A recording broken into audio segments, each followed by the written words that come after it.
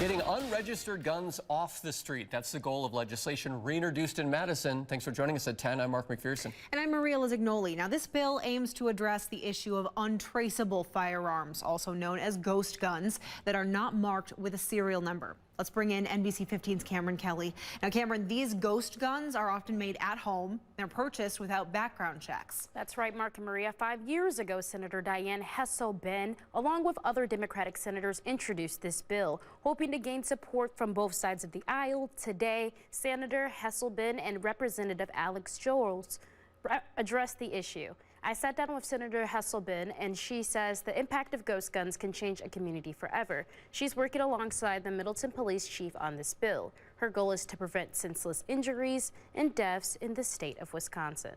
We are hoping to get Republican sponsors. I believe Representative Jones is on the floor tomorrow in the state assembly. I'm on the floor in the state senate, so I'm hoping to take that opportunity to talk with my Republican and Democratic colleagues to see if they'd be interested in signing on.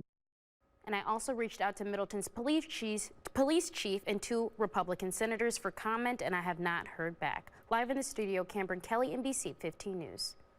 Cameron, thank you. And now this bill is also a response to the paradigm shooting that happened in Middleton 5 years ago. Yeah, in 2018, Anthony Tong opened fire at his job at WTS Paradigm, injuring 4 people.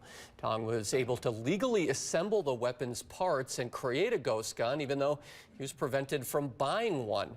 He was shot by law enforcement. And in a statement today, Representative Alex Jones says, quote, after the distressing active shooter incident in 2018, we should all feel a great urgency to prevent such an event from ever reoccurring. Active shooter incidents like this one have already impacted many communities across the state, and it's our duty as legislators to protect Wisconsin from the threat posed by undetectable firearms.